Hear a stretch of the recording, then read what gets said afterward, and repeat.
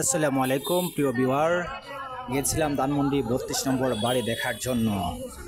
আপনারা জানেন 5ই আগস্ট বৈষম্য বিরোধী ছাত্র আন্দোলনের মধ্য দিয়ে আওয়ামী লীগ সরকারের পতন ঘটে। তখন বিভিন্ন সরকারি স্থাপনায় দুর্বৃত্তরা আগুন জ্বালিয়ে দেয়। সাধারণ ছাত্রছাত্রীরা তার সাথে যুক্ত ছিল না, কিন্তু স্বার্থান্বেষী যারা ছিল তারা আগুন লাগিয়ে দিয়ে ধানমন্ডি 32 নম্বর বাড়িতে আগুন লাগিয়ে দেয়। গিয়েছিলাম ধানমন্ডি 32 নম্বর বাড়ির কী অবস্থা দেখার জন্য। এই যে দেখতে পাচ্ছেন, এটা হচ্ছে ধানমন্ডি 32 নম্বর বাড়ির প্রধান সড়ক। ধানমন্ডি 32-এর প্রধান সড়ক, নিউ মার্কেট টু মিরপুর। এই যে আজকে অনেকে আসছেন ধানমন্ডি 32 নম্বর বাড়ি দেখার জন্য। এই যে এই রোডটা সবসময় বন্ধ থাকতো, মানে কাঁটাতারে বেড়া দিয়ে, এবং জনসাধারণের প্রবেশ নিষেধ ছিল। তারপর ওই যে লেকের উপরে একটা ব্রিজ ছিল, এই লেক দিয়েও কেউ ধানমন্ডি লেকে প্রবেশ করতে পারতো না। এটা সবসময় বন্ধ থাকতো এই ক্রস রোডটা। অনেকেই আসছেন যে ধানমন্ডি 32 নম্বর বাড়ির বর্তমানে কী অবস্থা আগুন লাগিয়ে দেওয়ার পরে। উৎসুক জনতার ভিড়।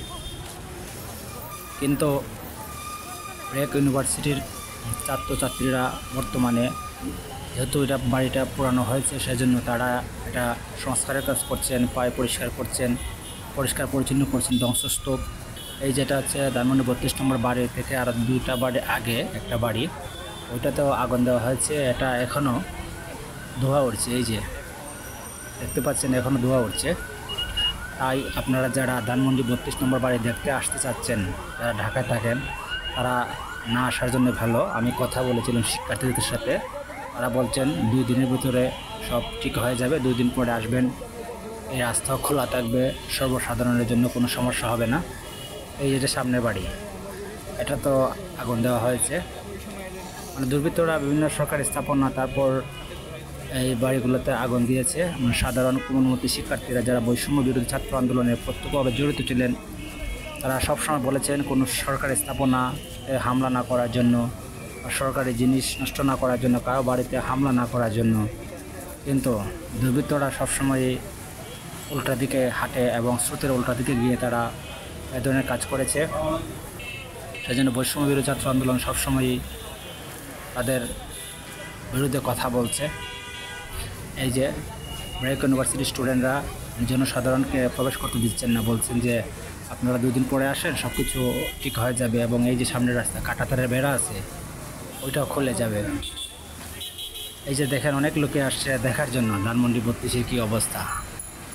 প্রায় 15 বছর যাবৎ ধানমন্ডি 32 নম্বর বাড়ির ওই রোড বন্ধ ছিল। একজন দর্শনার্থী ছিলেন দেখার জন্য, উনি বলতেছেন এই রোডকে খুলে দেওয়া হবে, সবাইকে প্রবেশ করতে পারবে। তখন শিক্ষার্থীরা জানান অবশ্যই অবশ্যই, এটা আপনাদের দেশ, আপনাদের রাস্তা সবসময় খোলা থাকবে ইনশাল্লাহ।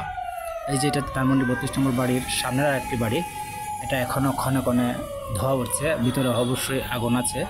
শিক্ষার্থীরা বলেন আমরা ভিতরে প্রবেশ করছি না, কারণ আগুন থাকতে পারে। সেজন্য ধানমন্ডি 32 নম্বর বাড়ির সামনের রাস্তা, তারপর ভিতরের যে ধ্বংসযোগ্য বা পুরানো জিনিসগুলা, শিক্ষার্থীরা পরিষ্কার পরিচ্ছন্নতার কাজে লেগে গেছেন স্বেচ্ছাশ্রমে। তাদের হাতেই বাংলাদেশ সোনার বাংলা এগিয়ে যাবে। ধন্যবাদ।